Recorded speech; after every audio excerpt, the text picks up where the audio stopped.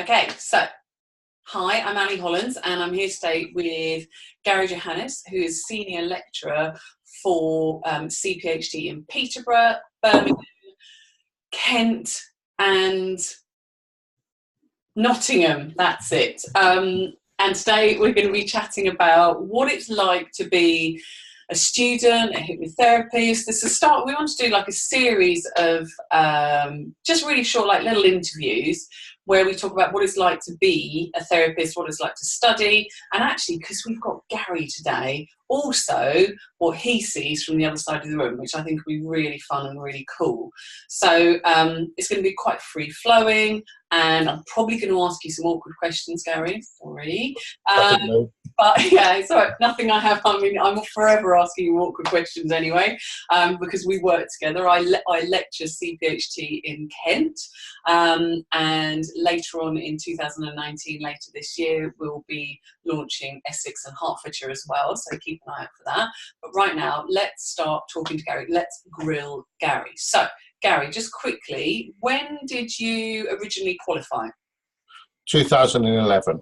Oh, fantastic. And it was with CPHT in Bristol? In Bristol. So I went down to Clifton, and I was really fortunate to train under the legend now within our industry, David Newton, who created CPHT, and this is all the courses which we run. I think we've got 24 schools now, 25 schools soon across the UK and Europe and all the way out into Asia. So it's a hell of a legacy he's got.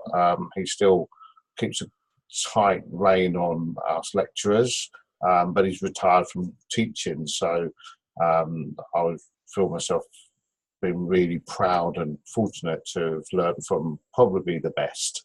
And I just hope that I can deliver as well as he does. And I do work really hard to be as good as him all of the time for all of our students. Yeah. Cool. So why did you train in the first place? What made you want to train to be a hypnotherapist? So what I should be saying is because I was really inspired by hypnotherapy. But the truth is, it was a little bit of an accident. I was working with an organisation where I was doing a lot of team training, a lot of developmental training, and development, and I was really good at it. I was getting great results.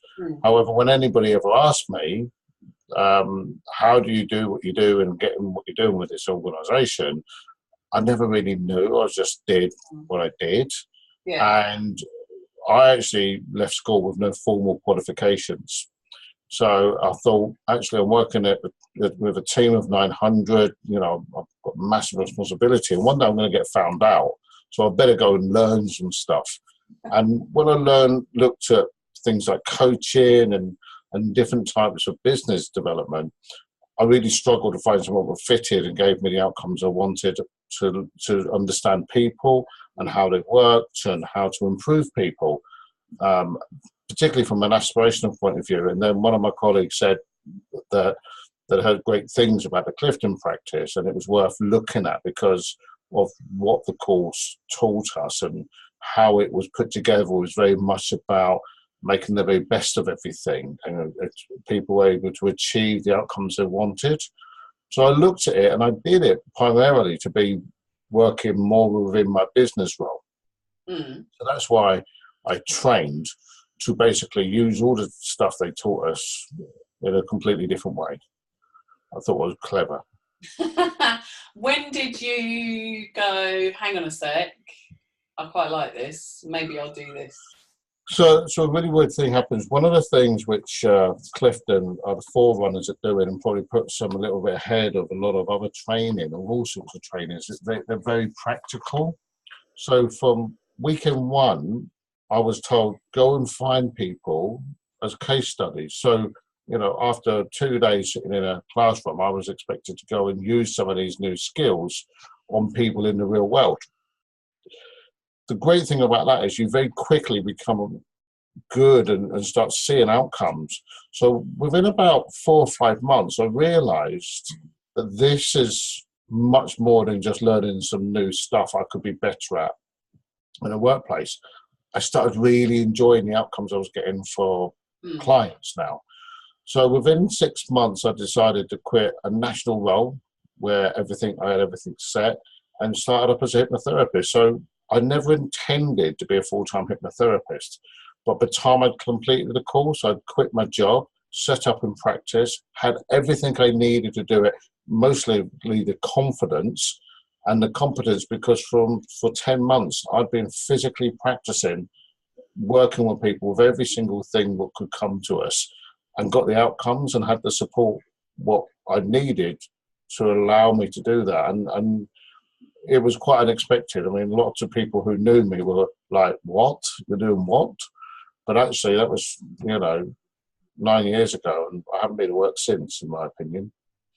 Yeah, you always say that, don't you? Yeah. So if you had to go back and have a little chat with your student self, is there anything you'd say to yourself back then? Yeah, but I think the biggest challenge I had, and I probably had it for about 2 years after training, was it's too easy. I was doing the training, and it could be said about the training, it could be said about the model, I'm not sure. But if we look at the whole format of the training and then the way we deliver our therapeutic approach, it's such a brilliant process, it's such a brilliant system. There was no effort required, and I've always had to work really hard to get anything I wanted. So if I hadn't been out and worked really hard, I didn't feel like I'd actually done a good job. And I was getting all these amazing outcomes, even as a student, particularly as a student. Yeah. I never put any effort in. It just happened. I didn't feel like I was doing it because it was just so simple. So I was always questioning whether I was good enough, whether I was doing the right thing, because everything happened despite me. I was, it's just so good. Yeah. So what would you tell yourself? Relax and just enjoy it.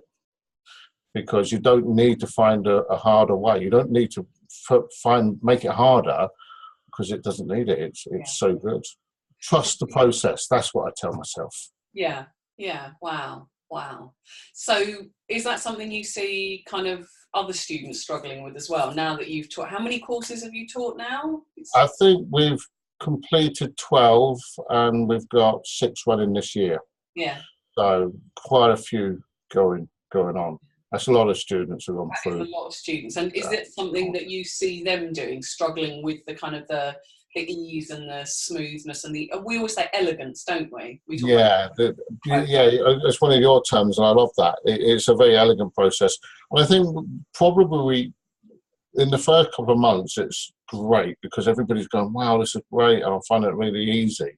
And when we get sort of into the course, sort of third away and half the way, and we're doing they're seeing people with some real clinical issues. And when you get somebody walk in and go, I've got this, I'm having panic attacks every day, or I've got OCD, or I've got this other big, psychological issue, the first thing to do as a student is, you take a very big intake of breath and go, I don't know if I'm trained.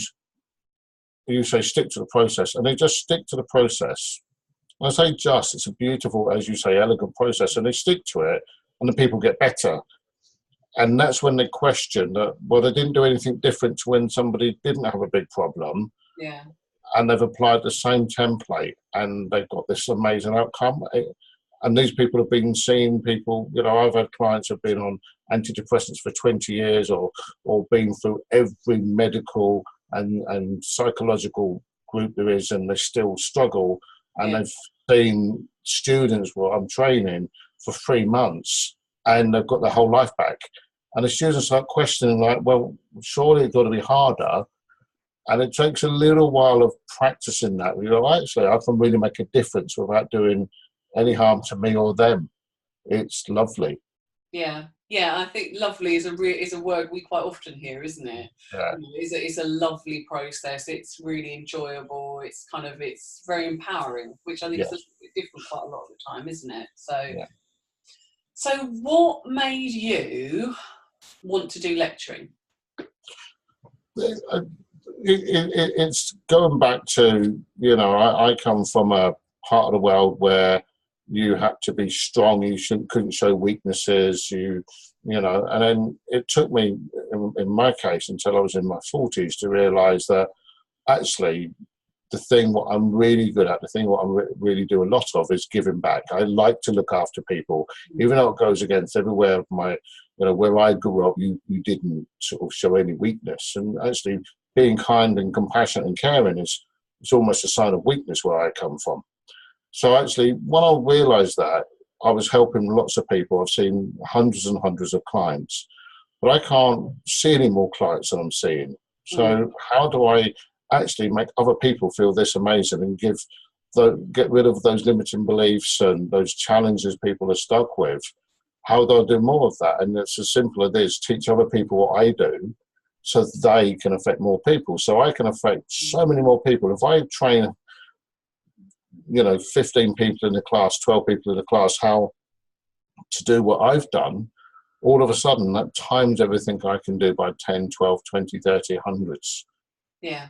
So, and I love lecturing, we joke, but, I do love standing up in front of the class and just enjoying it. We have so much fun. One of the things which, as anybody will tell you, been on a course, fun is fundamental.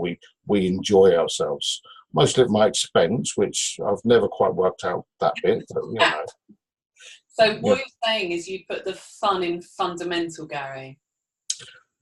Yeah. Okay. We do have a good dose of discipline. But yeah, it's watching students. When I first started doing it, that was to do that. Then when you listen to students' feedback about who they're helping, what they're helping, and how they've evolved as human beings, being part of the course, learning themselves, really understanding themselves. And you stand at the front of the class, and at the end of the course, they graduate and you give them certificates and the feedback. And if you ever listen to or watch any of our testimonials, most of the testimonials about how it's changed their lives, and that was never the reason people come on the course. Not why I went on the course. It wasn't about changing my life. It was about being better at my job. Yeah. But actually, I've become the best version of me just because I met David Newton. Yeah. And hopefully people are becoming the best version of me because they've come across CPHT. Yeah. And what are the questions kind of people, because you talk to everyone before they enroll on the course, don't you? So what's the things that are really, they're kind of like their big concerns when they kind of, before they decide to make the decision? Well, I think it falls into, there's 2, 3, 4 big questions. I mean, obviously cost is always relevant. And so, we cost what we cost, but we try and make it as applicable to the individual as possible. So we can be quite flexible around cost. We don't charge extra for monthly and things like that. So that's very quickly understood. And then it's time, this is a level 4 qualification we provide, and people are worried about time. There's people with families and children and full-time jobs. And actually, because it's so practical, it's coursework based and most of it's done at home. So as long as you can find half a dozen hours a week in different elements, you'll get through the course. We have, I often talk about, we've had people with full-time jobs doing a master's, doing a PhD, master's degree, or the doctorate, sorry, and working in a prison full-time, being a clinical psychologist and doing the course and doing all the practical work with that too. Yeah. And we've got plenty of mums saying, actually, I'm a full-time mum, I've got a full-time job, and I'm doing the course. And actually, really, they fit it in. So that's a big thing. Then we've got the qualifications. And one of the challenges a lot of the students come on this course is, one, they want a course which is properly accredited, and we're accredited by NCFE at level 4 in the National Educational Framework. So that gives them a lot of confidence that we're credible, and we band around words like gold standard and things like that, but we are completely accredited and seen as that standard which most other schools set by. Unfortunately, in hypnotherapy, you don't have to have accreditation to put a school on. Therefore, the people who qualify don't necessarily have the accreditation they think that they're going to have. We've got it through the educational framework to guarantee that you get good quality education. And then it's, what do we teach? And one of the most impressive things I found is it's very clinical, it's very science-based. We do a lot of neuroscience, and there's everything we teach, every single word almost that we teach is backed up with clinical research and clinical evidence. So by the time people finish, they've got a real understanding of everything they talk about. So they can explain, if somebody asks them a question of how does that work, they've got not just hearsay about, oh, we think it works like this. They've got clinical understanding of the work they do with their clients, so they can teach their clients how to stay well. Cool. Wow. And that's all before they even start? That's kind of the questions that they ask you then? Yeah, because I think there's a lot of concern that, you know, when they look, there's so many different types of courses sold, they want to know what they're getting. And for us, we teach practitioners, so they want to know, you know, we teach marketing on the course. We get people charging near the end of the course, so they're experienced about being in business and what it takes. So they want to know that we can help them develop. You know, we have a huge CPD program, continual professional development. They want to know that that's there. They want to know there's support. So every single student has a supervisor who, whatever training course they're on. So if they're on my course, they'll have me or one of the other lecturers as their full-time supervisor. And when they're qualified, they have supervision. So they're supported all of the time throughout the course. So whatever challenge they got, they just pick the phone up or message us, and we support them there and then as quick as we can. Yeah. What always surprises you about the students or the courses as they run? Because you've just had another qualifying bunch in Birmingham, haven't you? And then you're in month 6 in Peterborough, and we're just coming up to month 2 in Kent. So what kind of always blows your mind and just consistently every time you're like, oh wow, we're here again? Yeah, well that's it. It's a really strange thing, because it's polar opposites really. So we've just, this weekend, tomorrow, I've just printed off all the material for tomorrow, and we're month 6, and it feels like we started a course 2 weeks ago. The 6 months have just gone past.